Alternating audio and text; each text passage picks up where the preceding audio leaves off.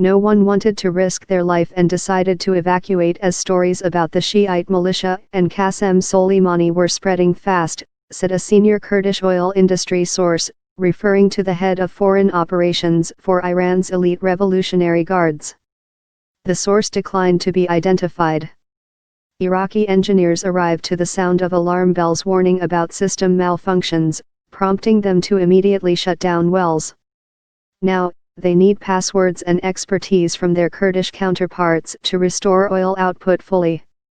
The loss of control of Kirkuk oil fields is likely to starve the KRG of vital oil revenue and cause deep concern to global trading houses such as Vitol and Glencore, which have granted the semi-autonomous government billions of dollars in loans against future oil sales. Baghdad's lightning military offensive into northern Iraq came after the Kurdistan Regional Government held an independence referendum last month. Major General Soleimani, one of the most influential military figures in the Middle East, with reach in Syria and Lebanon, issued tough warnings to Kurdish leaders ahead of the Iraqi military advance. "We went inside the oil field facilities after Kurdish workers fled and we found overalls and safety boots thrown on the ground," said an engineer from the Baghdad-run North Oil Company, who declined to be named because he was ordered not to speak publicly about the issue.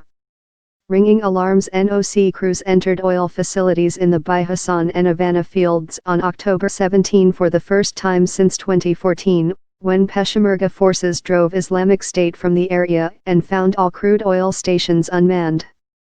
Peshmerga fighters had also withdrawn. "After we discovered that some of the key equipment was missing and the control panel was ringing alarms of crude processing malfunction, we immediately shut down oil wells," the NOC engineer said. A week after the operation, Iraqi engineers are still struggling to resume Kirkuk's oil production, saying they had yet to understand how to operate the equipment processing some 350,000 barrels per day. The military offensive more than halved Kurdistan's oil output and cut its exports to global markets via Turkey by 2/3. It has also dealt a further blow to the region's finances, already stretched by a fight against Islamic State and a budget crisis caused by a fall in oil prices.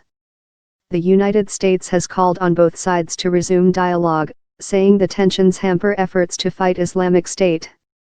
Resuming normal oil production and exports will be challenging and will take at least another week and will only succeed if Iraqi and Kurdish engineers agree to cooperate, according to both sides.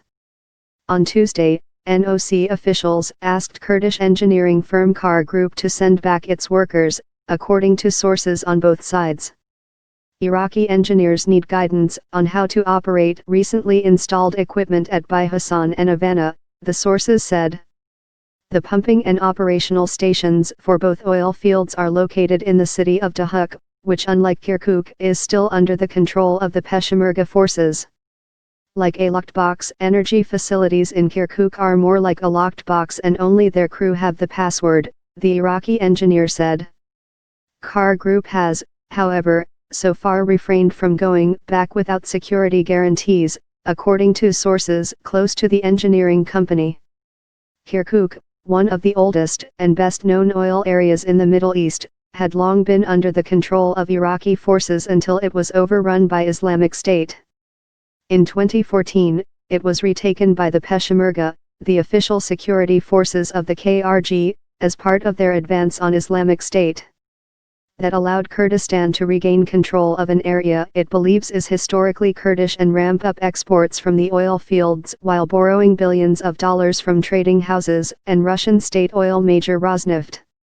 "We need to figure out who gets what when the fields resume production.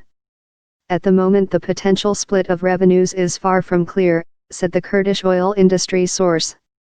Before the referendum, Kurdistan was exporting some 600,000 bpd of crude via Turkey, which it said had made it almost totally economically independent as it could pay its own bills without the need to wait for budget transfers from Baghdad. Under the deal with Baghdad, Kurdistan was exporting 540,000 bpd on behalf of the government in the city of Erbil and some 60,000 bpd on behalf of NOC. With the loss of control of the Kirkuk area, Kurdistan will be in theory left with only 250,000 to 300,000 bpd of its own output, less than it needs to cover its debt obligations. Vital, Glencore, Petroco and Trafigura have loaned Kurdistan some $2.5 billion, and Russia's Rosneft has loaned some $1.2 billion. Glencore's boss Ivan Glasenberg said last week he could not rule out a rescheduling of the payments.